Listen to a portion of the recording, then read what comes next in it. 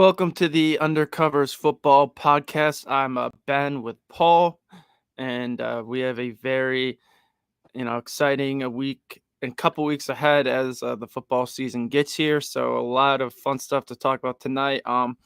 With the main emphasis being on, of course, training camp, which has started this week for some teams already, and I believe most other teams will kick off their training camps this week. But Paul, I'm very happy that football is finally back. I don't know about you. I'm so happy that football is back. I was literally at the ballpark literally just a few days ago just to watch as a fan for Bison's game, and then I'm just sitting here talking baseball strategy in the bottom of the 10th inning and Hmm. of a game. I was like, I can't wait for football to be back. I'm talking baseball strategy. I need some football strategy back. Right, 100%. And the Bills will start practice on Wednesday, so we'll talk about that in a bit. But before that, let's get into some of the big news from the week. Starting off with Brandon Ayuk officially demanding a trade. And this isn't really the first, I guess, rodeo you should call with the 49ers. They kind of had a similar situation a couple years ago, if you remember, when Debo was kind of holding out a little bit and they eventually paid Debo, but now money is obviously getting tighter and they got to pay Purdy. And they also drafted a receiver in the first round and another receiver fairly early. And Jennings actually would have been probably Super Bowl MVP if San Fran could have found a way to win that. So, I mean, they have some talent there Mhm. already. But is it a mistake for the 49ers to trade Brandon Ayuk? I say no because then the Bills can get him, and we could have Khalil Shakir, Brandon Ayuk, and Keon Coleman. No, but seriously, I mean, even if the Niners traded Ayuk, and I hear it a lot. I know Schefter posted early. If they're going for a Super Bowl, they wouldn't trade Ayuk, but we kind of saw a similar situation in Buffalo, and of course, a lot of the outsiders don't think the Bills are going for a Super Bowl, and obviously there's a difference between Purdy and Allen, but I still think Purdy's a good quarterback, and they have CMC, they still have Debo, and they drafted Ricky Pearsall, and of course they have Jennings. So I know Kittle's starting to get a little older, but they drafted a tight end last year. And I think I forgot who else they signed. I think they signed another tight end in the offseason. But either way, um, I think they can trade Brandon Ayuk, and I think it's because of that offensive system. I'm not saying Ayuk isn't a great receiver; he definitely is. But I think in that Shanahan offense, they can find replacements. It may not be one for one, but it could be 2 for 1 or 3 for 1 if you get more production from Debo. You got Jacob Cowing, who I really liked, and then Ricky Pearsall, who a lot of people. I mean, obviously he went to Florida, so I wasn't as high on him just because of that. But I mean, strictly from a football perspective, Pearsall's a pretty good receiver. I don't necessarily disagree with you. I think, from a business standpoint, I don't think this would be a bad trade. I mean, the 49ers are projected to be in bottom 3 in cap space next year. I think they're projected to be like $33 million Sure, over sure. the cap next offseason. So if you spend big on Brandon Ayuk, that means you're probably losing a guy or two that is super important to your team. a hundred And percent. that's where the 49ers are at this point. You trade Ayuk, you keep building keep building and extending your window, or you sign Ayuk and your window starts to close quickly and you only have a Hmm. certain amount of time before you have to tear it down and rebuild it back up. Right. And the thing is, they kind of already paid their offensive superstar, which was McCaffrey, and that offense runs through Christian McCaffrey. And I think It does. everything else just funnels through him. So the other pieces are important, but I think for a team like that, they still have two or three other solid weapons that I think Pearsall will be good enough this year and going forward. Where I think San Fran can trade Ayuk and still be a Super Bowl contender. I mean, even if they keep Ayuk, with the moves Green Bay made and Love, going into his second year as a full-time starter, with the Lions still being a very strong team and adding to that defense. And now you might see more out of a guy like Jamison Williams now that he's a couple years removed from the ACL. So maybe that offense and year two for Jahmyr Gibbs, who I was really high on, in Sam Laporta. So maybe their offense can find another level, Mhm. especially, St. Brown showed what he could do last year. Can he take it to another level? So that will be interesting. I mean, they nearly beat him last year. And They should I know a have, lot of honestly. people, I think it's just because they're just not a likable uh, sports town in general, their fans. But I still think people are sleeping on Philly. Like, they made the moves they needed in the offseason, and then especially in the draft, like, they drafted two good corners, and they also will get Isaiah Rodgers, back from suspension, and they added Bryce Huff, and they have Fangio come in there. And say what you want about Miami's defense, but Fangio, he made an impact as far as that Miami's defense. They're playing well at the end of the year, especially down several key pieces. Like, they still kept them in games, especially that Bills game. Like, I mean, we saw it week 18. Like, the Miami defense was tougher than I think a lot of people gave them credit. But let's move on to our next topic. All right. The next topic comes from the NFL executives ranking the top 10 quarterbacks a week after we finished our top 10 quarterbacks. How ironic is that? They ranked Josh Allen third behind Burrow and Mahomes. Ben, do you think Josh Allen was ranked fairly, or was he one spot too low? I mean, I know I kind of trashed Joe Burrow in my ranking, but a lot of that had to do with just strictly how last year ended. I still think Joe Burrow, when healthy, is probably one of the 4 or 5 best quarterbacks in football. Um, and until Josh gets the hardware, I mean, he'll just have to be wherever people feel like putting him. It just Hmm. is what it is. Like, I mean, I know we're biased, and I truly think Josh is the second best quarterback, but until he wins the ring, he'll have all the arguments against him. And I think the best way for him to dismiss that is to win a ring. And if he wins a couple rings, he'll have a very legit argument for number one. But I think it's definitely fair. Now, if he's anywhere lower than 4, that I think that's just stupid. But even 4 is ridiculous. I think at the worst, he's number 3. Yeah, I would agree.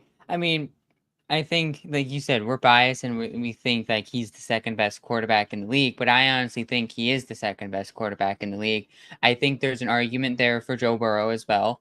But I mean, it feels like Josh Allen every year is just breaking a new record every single year. He's the reason why the Bills are in a spot to compete every season for the division and for the division and for possibly the AFC championship, and gives him a fighting chance to get to the Super Bowl.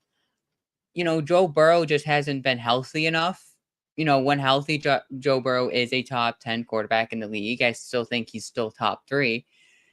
I just feel like Josh Allen has proved more than what Joe Burrow has over the last 4 or 5 years.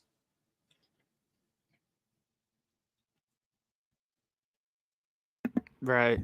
So I mean, I agree with all of that. Like I said earlier, I mean, both Burrow and Allen are very good, and I mean, you put their numbers up side by side. Also, I think the fact that Burrow's beat him head to head twice, like, I get it. You know, I think wins to a certain extent aren't a quarterback stat, but that's what people look at the end of the day. And that's, Hmm. even if you look at the Bills Chiefs game, like, put Allen's stats head to head, and outperformed Mahomes in almost all of those games since that first playoff game we met them in. And overall stats, I believe Allen has better numbers in the Chiefs versus Bills rivalries than Mahomes. But unfortunately, Mahomes has won it when it mattered every single time. It's not like Allen even has one. So, I mean, the Bills definitely I think, I mean, until they, I hate to say this, but almost until they can get that monkey out their back, like I don't like Josh is probably just gonna be at number 3 to some people just because Burrow has beat Mahomes in the playoffs, and I think the logic is flawed, but it is what it is. But let's get on to our trivia for tonight. All right, so our trivia is, I think this is fairly simple. If you follow Bill's training camp, kind of. Where did the Bills host training camp before St. John Fisher started in 2000? So most recently, or like So what was the right, one? Where was the right Bills before, before? Yeah, I before believe St. John. it was Fredonia, right? At SUNY Yes, Fredonia. All right, yes, it nice. was So fairly simple. yeah, Fairly simple for that. that one it was pretty easy, but I know Connor wouldn't get that, but he also is a newer Bills fan. But let's get into our Bills topics for the night, and well, let's just start off with just overall main focus for the Bills this training camp, and I think it's gonna be a couple key positional battles, and actually one of them I'll start off with number one. I'm interested in seeing what the safety room defensive backs, I mean, Hmm. primarily safeties, you know, who starts opposite Taylor Rapp, or could Cole Bishop possibly compete? And what does the depth look like? How many safeties do we see? I mean, does DeMar Hamlin keep up, the the great performance he had at mini camp and OTAs, and if he has a good training camp, maybe he can get some playing time. So that will be interesting. But also the cornerback battle. I think Kyer Elam is going to have something to say about that job opposite Douglas, or even opposite Benford, whatever it pans out. Like, I think the Bills have three very talented, corners in that room who all are good enough to start, and it will be interesting to see how it panned out because Elam started more games as a rookie, and he performed, I think, well enough to get a starting job the next year. Hmm. But he had to battle in camp, which Christian Benford ultimately won for the job opposite Tre'Davious White. Now, will will Benford just get handed the job again, or will they both battle for it? That will be interesting, especially with a new defensive coordinator, a new defensive backs coach. Um, and then the center position is another one I'm intrigued by to see. Does Cedric Van Pran Granger make a push to start? I think he will. I don't know if he does immediately, but I think he will be the starting center within a couple years. But just as far as positional battles, I would say those probably the couple I'm looking forward to. Obviously, you got the lower end positions like depth battles, but I think if you were to identify like starting jobs that are truly up for grab, there's probably like about really three. I mean, maybe you could say wide receiver three, or any of the wide receivers. But I mean, that's obviously something we're going to talk about later. So, I mean, Yeah, I think the safety battle is going to be the one of the most watch positional battles on the during Bill's training camp. You yeah, know, it's brand new. It's going to be brand new for this season, and it's going to be something to yeah. watch for I mean, with the new defensive secondaries coach. this is going. I mean, this is going to be the first time in the Sean McDermott era that Hmm. we have not had both either Jordan Poyer or Micah Hyde, but we don't have both of them.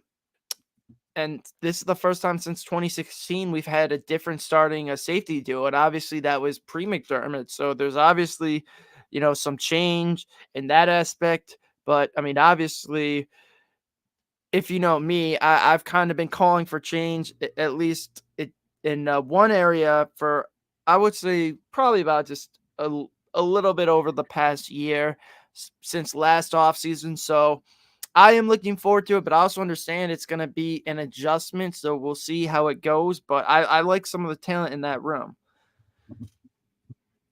I do too. And I think they probably will keep about maybe 5 safeties, Yeah, I think possibly. I think 5 is the max, so they'll go at safety. Maybe they find a way to roster Cam Lewis as a corner, and then, uh, so we'll see. Maybe it's Rapp, Edwards, Bishop, Hamlin, and Delaney. Like, I think that yeah, I could be a think solid that's your safety core. room. I think that's probably your safety room entering the season. I mean, if you throw just a thought that just popped in my head. If you throw Cam Lewis to the practice squad and say they wanted to keep 4 safeties and Cam Lewis is the odd man out, I mean, chances are he's probably not going to get picked up. I mean, he could. I mean, he Yeah, could I play think safety I and corner, guess but I guess it's just kind of like y you're kinda just gonna have to play a risk and see, wait until the injury dominoes go mhm, down, but if you just look at kind of the history, like, most of the ex-Bills defensive backs that played with McDermott have gotten a decent payday or have gotten picked up by other teams. I mean, the only one who really hasn't would be Hyde, but we all know he said he would only sign with Buffalo, and he's also mhm, older with injury concerns. But I mean, pretty much every one of our corners who played and started, you got Trey White. I mean, I know it's not that big of a deal, but he got a decent payday, especially coming off injury. Levi Wallace, of course, and now Dane Jackson with Carolina. So for some reason, and I think it's also just because of how well McDermott has coached the D backs, the defensive backs, but there seems to be, around the league. Even look at Alex Austin. Like, he got picked up and he was a mhm, seventh rounder. Like, it seems like other teams know that we know how to scout and know mhm, talent for defensive backs. absolutely. So they kind of are like, hey, if we need a guy and the Bills gave up on him, it might just not be because he's not good. It's just because we have so many good, depth pieces. Um, but other than that, I mean, do you have any other positional battles that you think could be of note besides the wide receivers before we talk about that next? Other than the wide receivers, I don't think there's any other major battles. I think you touched on, the center battle. I think, that's important. But I think the one of the main focuses that I'm going to be watching on, throughout the off season, throughout the training camp process is Josh Allen and the chemistry he's going to build with the But new wide receivers. you sure, know, how does that grow and how does it look? What is Joe Brady kind of calling? Obviously, they're not going to show too much, but like, what are we? How are we using Keon Coleman? And where does Khalil Shakir or Curtis Samuel line up on the Bills' offensive wide receivers? I mean, are they in slot? Is Khalil Shakir going to get some outside time? And like the chemistry with them. Does Josh Allen, struggle early on to find his wide receivers early on, or is it an instant connection? So I think right. those are some of the main focuses I'm kind of watching, with Josh Allen and the new look offense as same thing. The new look secondary is like, how does it look? Yeah, now speaking of wide receivers, how comfortable should we be with the Bills' top 3 receivers? And I actually think we should feel more than comfortable with the Bills' top 3 receivers. Yeah, would you like a Brandon Ayuk or maybe an Amari Cooper or someone else via trade? Sure, like, why not add talent? I mean, it should be with any position. You should always, pretty much outside of starting quarterback, because you really can't find an available quarterback better than Josh Allen on the open Mhm, market or anywhere really besides maybe Patrick Mahomes. But you should always be looking to add talent to your team, even if you already have talent at positions. It leads to depth. It leads to competition and, other guys, improving just because of the competition. So I think if the Bills were to add a wide receiver, that would only make the offense that much more deadly. But I think also people are getting caught up with the names, and the Bills do have mhm. a decent amount of talent at this wide receiver position right They now. do. Now, I think some of them who we'll talk about more in a bit on the lower end of the roster, have some talent, but just, for whatever reason, have had some maybe injury and other issues the past couple seasons. But I mean, they have multiple guys who have all produced within the 600, 900, to 800 area in the past already. I mean, they have guys with size, guys, who can play the slot, and outside guys with speed. So, I mean, they have a lot of different elements, something that we really, I don't think, have had since maybe 2020 and even 2020, I would say. And since, like, we still haven't really had a true big body receiver with Josh, Mhm. like a Keon Coleman or even a Matt Collins. I'll throw in Claypool as well. I mean, Davis,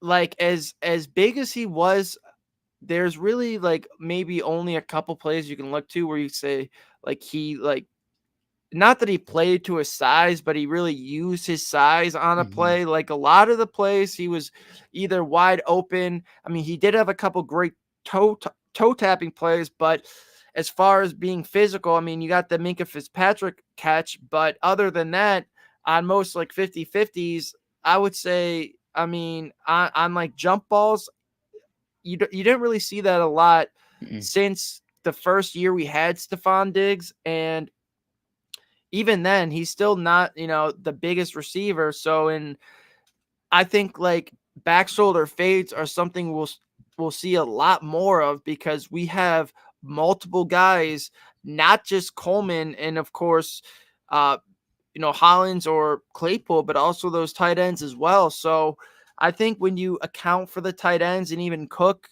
I don't think you should be concerned with the Bills' weapons, because Joe Brady showed last year that, especially when we were 6-6, and that's without a full season to install his plays, and basically needing to go, what, 6-1 to end the season after he took over to win the division, Yep.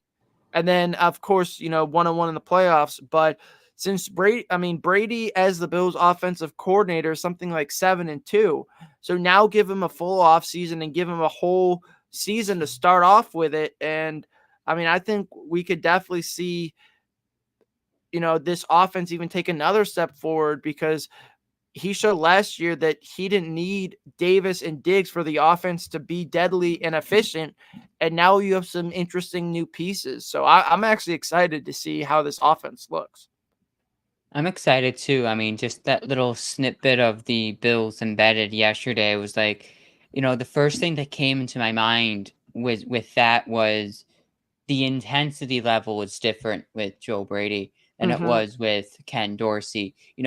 Joe Brady is in coaching. Like he's actually physically coaching. Like if he sees something, he's going to say something, and he's actually, working with the wide receivers. He's running with them. He's getting into Josh's face, and like as like synchronized pressure. So like the intensity level is going to be different with Joe Brady, and that's what makes me feel comfortable with our top three. There is still the uncertainty that floats in your minds, like how does it look? Kind of like we were just talking about before. How does it look? Is the chemistry there? I think early on it's gonna look slow. It's gonna look different. It's gonna take some time to build up to. But by I would say maybe mid-season, I think Josh Allen and the top three wide receivers for the Buffalo Bills are going to be full sailing, and this offense is just going to be super super hard to stop. And again, like you said, Keon Coleman brings a different aspect than any other wide receiver the Bills had over the last 3 seasons. Dalton Kincaid. We'll talk a little bit about him later on in the show, but you know hit the importance of Dalton Kincaid, from what his rookie season is this season, is going to be way more important than what any other tight end that the Bills had. They had Dawson Knox, but they still have Dawson Knox, but Dawson Knox role has changed because we have now a new athletic tight end. that could do way much more and Sure. diversify this offense. But you also have to remember that even when we had, a healthy Knox and a healthy Kincaid, and Knox went Mhm. down, it really wasn't until Joe Brady took over that Kincaid, you know, really started showing something. And by that point, Knox was already on IR, and by the time Knox came back, they were, fully, their offense was kind of immersed with Kincaid in it, and there was really no reason to switch it up. Now, Knox still made some plays in the running game, and of course he caught that touchdown against Miami to put us up Mhm. week 18. But I actually I think Knox could actually have a solid season, given now Brady has a full offseason to kind of figure out how he wants to use each one of his tight ends, and maybe Knox will be used, as more of a downfield threat, which he's actually shown in the past that he could be a good deep threat, like that touchdown, of course, against the Chiefs, of course, but also, I believe it was his rookie year where he caught that bomb against New England right before the end of half, where Dion scored that touchdown, if you remember. And I then do. I think he scored, or I think he had another long reception against New England. I think 2023 in that game, obviously. Um, so yeah, I mean, I think Knox can be a decent weapon, but let's move on to our next topic.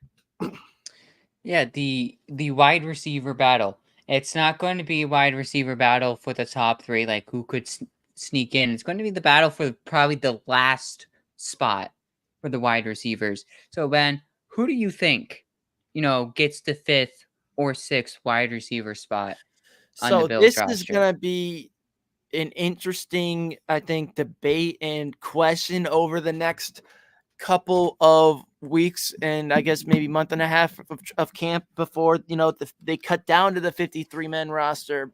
Um, But I think the number one question is, could the Bills maybe try to keep 7 receivers, just kind of due to Yeah. some of the new kickoff Hmm. rules? Maybe, they want a guy like Hamler to be used as a returner. So it's going to be interesting to see um, how many receivers they keep, but obviously B, who the receivers are. So How many do you think 5 they're and going to keep? 6. Yeah, I'll say 6 just for this exercise. I mean, I could see 7, but I'll until we really get more into camp and I see, how it's looking, I can't really say for sure um if we're going with 7 or if there's even 7 good enough or 7 receivers good enough. But if I had to say right now, um I would go, so you obviously got, I would probably say it's Mac Hollins, and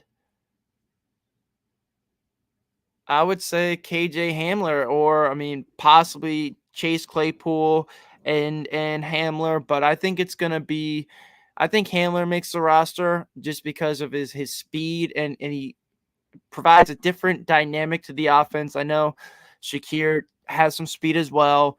And then obviously Samuel has got 4.3 speed. But I really think they end up keeping KJ Hamler. Now, the interesting battle, I guess, will be who is a better wide receiver in the year 2024, Chase Claypool Hmm. or Matt Collins. They have similar skill sets in some regards. I would say um, Hollins definitely has the advantage just because of his special team ability. But as far as on the field play, I think you could argue that they might be about the same level right now, or even Chase Claypool might be more explosive. So you keep the more explosive player.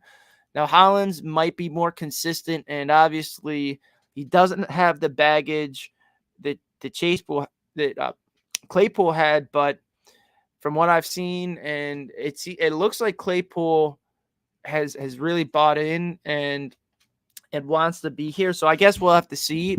But if you're going just from on the field, I mean, I guess you can make an argument for Claypool over Hollins, but that's why I could also seeing them keeping 7 because that way you can still keep Hollins, Claypool, and Hamler.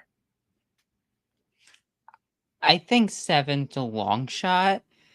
I guess it's again just how they feel with the wide receiver room. If you take But an you extra wide receiver, you where are you taking it from? well, you don't have a couple core special teamers from last year's roster like Matakevich or Mhm. Saran Neal, so those guys aren't locking up a roster spot. So theoretically, you got 2 newer roster spots available, and I would also say that we've never had 7 wide receivers good enough to make the team. Mhm. So I think this year's a little bit different just as far as how much depth we have.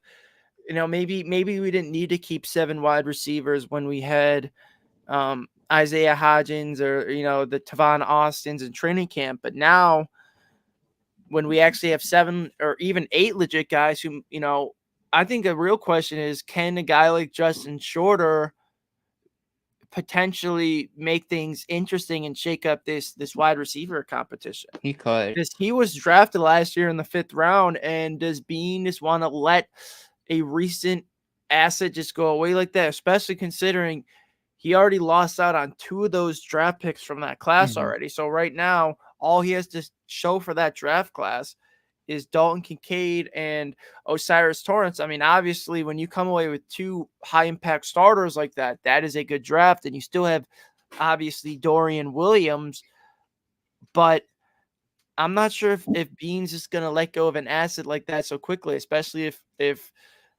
Shorter can prove he can play special teams. This team is, we all know Sean McDermott and, the value for special teams. So, I mean, if he shows that he can go out there, be physical, and go play special teams, I think that gives him a really good shot to make the roster. I think the Bills keep about 6. I don't think they'll go lower than 6, for depth reasons. And, just if you go with 5, then one gets hurt, then you're down to 4. So I don't think the Bills would do that. So I Right. think they'll keep 6. And you went, I think you went Holland and you went Hamler. Both of those guys I was going to go with, so I'm going to switch it up. And I think I'm gonna stick with Hollins because I don't think he's a for sure lock, but I think he's about 75% of the way there to be a Okay. lock for the Bills Sure. roster.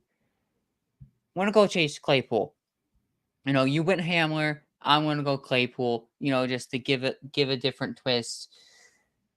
I think Hamler has a good shot to make the roster for all the reasons you said. He brings just a different element to the Bills wide receiver room that some of these other wide receivers don't have.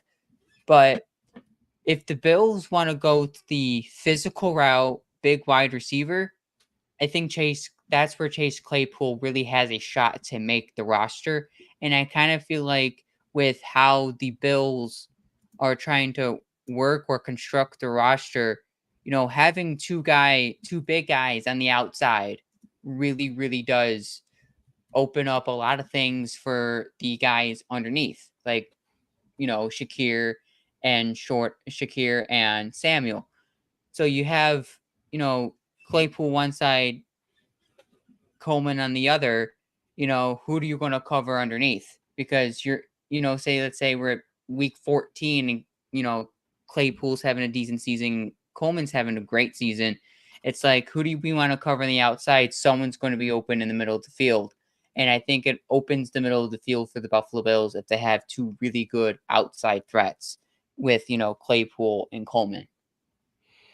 Okay, so you went Claypool and Hollins. I like that. So we talked about Dalton Kincaid earlier. Let's talk more about him now.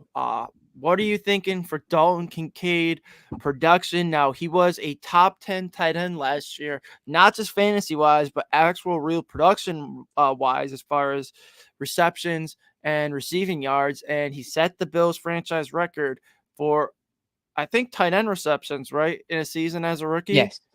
Hmm. Not just rookie tight end receptions, but franchise tight end receptions. So he proved that he can be a very reliable target for Josh. And now you have a bunch of targets available, vacant with the loss of not only Diggs and Davis, but Sherfield as well and Hardy. So all those little targets, Murray.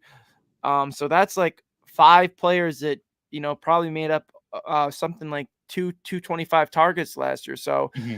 it's going to be a big, I think, Dalton Kincaid season for the Bills. So when we get into our fantasy special, that's definitely going to be one of the big topics. But just a little word of advice. I mean, if you play fantasy, try to get your hands on Dalton Kincaid, and I think you'll probably hear that from a lot of fantasy experts. Hmm.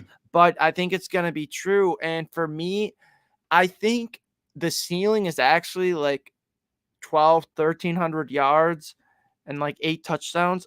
That's the ceiling.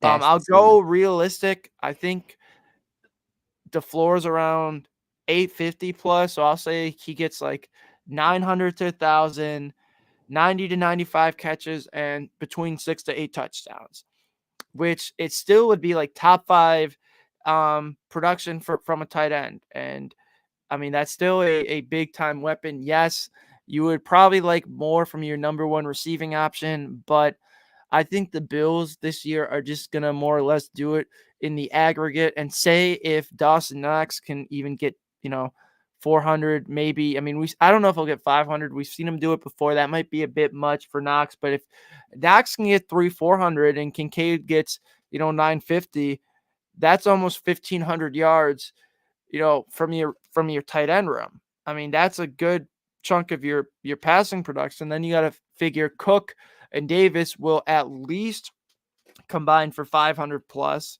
So that's like 2,000 passing yards. So then you basically just need like four or yeah, four of your receivers to average 500 receiving yards.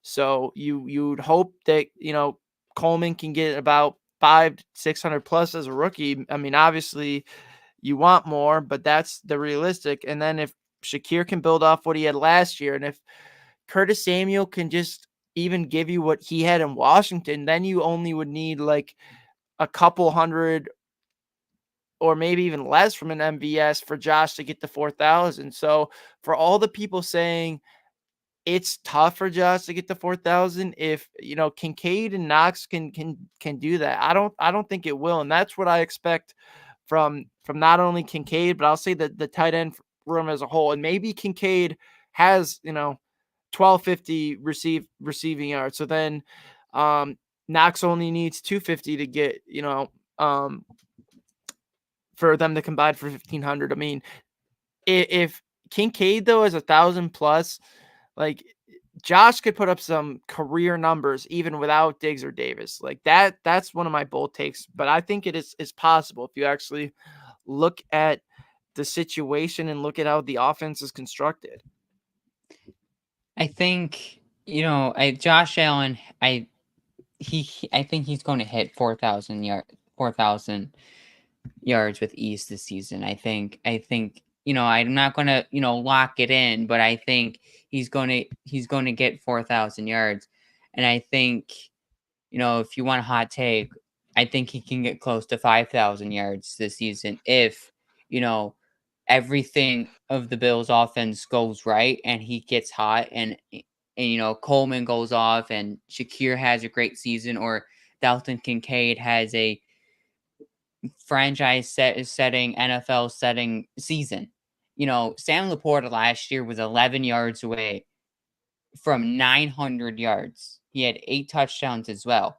So I'm thinking Dalton Kincaid could have a Sam Laporta type year. But if you look at Sam Right. Laporta, he's probably going over 1,000 yards this season. Being hit for him being almost 100 plus, just a little under 100 yards. Right around 100 yards away from 1,000 last season. So realistically, I think Dalton Kincaid can get to 950 yards and maybe triple up on his touchdowns, get 6 to 8 touchdowns with 950 yards. And I think that's a great season for Dalton Kincaid. And if he gets over 1,000 yards, so be it. And just will just add to the number of accolades that Dalton Kincaid can do it early enough in his season, in his career. So I think Dalton Kincaid is going to be a pinnacle point for the Bills offense this season. And I'm not going to he's not going to run he's not going to be the person that the Bills are going to run through for this offense, but I think he has that ability to where things are not going right for the Bills offense, receiver wise, and the ground game is working, and they need to get a little bit more out of their pass game. I think then they're going to look to Dalton Kincaid to get their offensive going because he has that ability to spark plug this offense if needed. So I think Dalton Kincaid, production wise, is going to double from last season, and he should get close to 1,000 receiving yards this season. And I truly believe that. Just how the offense is going to run, I really feel like it's going to be tight end heavy, if that kind of makes sense, because you have Kincaid and Knox.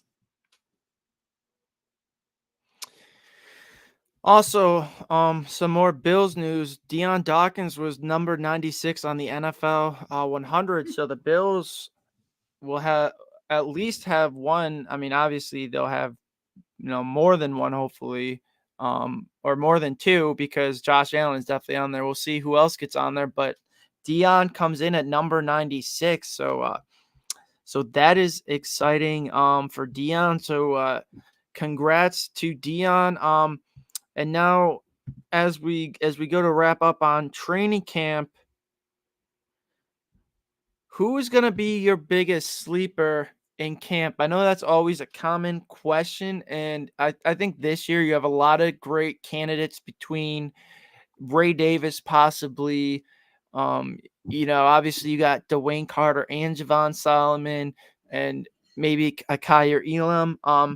I'll actually go a little bit outside the box, and for mine, I'm gonna go with Zach Davidson.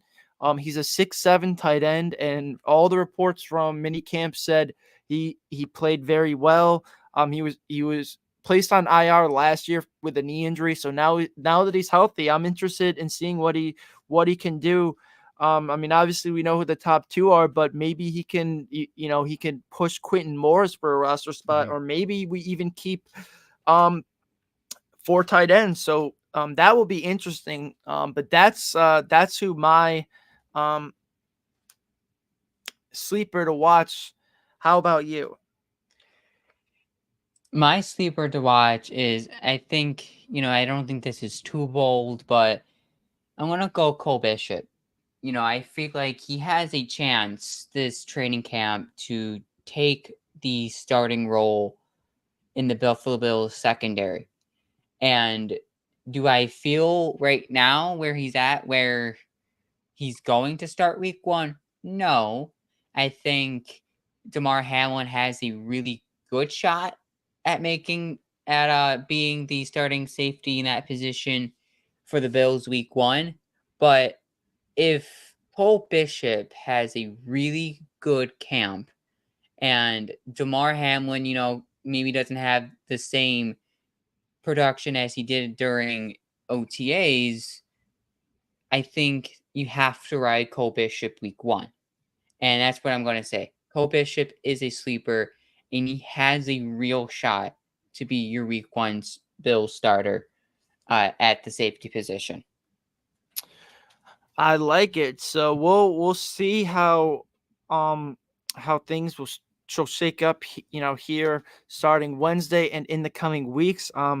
Next week we should have a guest on, and hopefully the week after. But just some more NFL notes. The Dolphins are hosting Yannick Ngakoue. Now that isn't surprising after Shaq Barrett retired recently, and they got that cap space freed up. I mean, they desperately need another pass rusher both both Chubb and Phillips recovering from injuries. The Bengals team president Mike Brown says it's not so likely that this is a good time to negotiate with Jamar Chase. So that may not be good news as far as a contract extension, especially with T. a bunch Higgins of going. receivers getting paid, and obviously, yeah, you have Higgins. And then this, I guess, is more of a meme, but Sam Darnold will receive a majority of first team reps in Vikings camp, and then some visits. Connor Williams also visited um, with the Seahawks, and Greg Van Roten visited with the Giants, as well as Byron Pringle visited with the Giants. Just some camp bodies. Probably nothing more than that. But Giants, Bills recruiter. right. But that should do it for me, Paul. Unless you had any other thoughts, that should wrap it up for tonight. I think that wraps it up for tonight. I mean, training camp is here. Football is finally back. It feels like the off season went a little slow. Not much news as it was like last year where we were bombshelled with news almost every week during the off season. Kind of a low key off season, but kind of enjoy the low key off season. You know, and now we're fully back. Can't wait. Football's almost here. All right. Yeah, I With can't. that, Yeah, with that, that should do it. All right, so we will be back next week with a guest to review week 1 of training camp and look forward to week 2. Yes, let me cook. Thank you, Connor. Also, happy late birthday to Connor. And yeah, happy late congrats birthday to Connor. to Kyle Busch. Awesome birthday present. Just want to Kyle say Larson. you're Kyle Larson. Shoot, I do not know racing like that. My bad. I meant to say Kyle. Kyle Larson. I know there's a lot of Kyles. It's a common name in the race world apparently. But It is a very common name. It congrats is. to Kyle Larson and Connor. Obviously on that, but your early birthday present is a Bills Super Bowl and FSU national championship. By the way, or that's a Let's delayed happen. birthday Let's have present. it happen in the Yeah. same year. Exactly. So your delayed birthday present will be a Bills and FSU championship on top of the Larson win yesterday. But that should do it for tonight. Go Bills. Go Bills.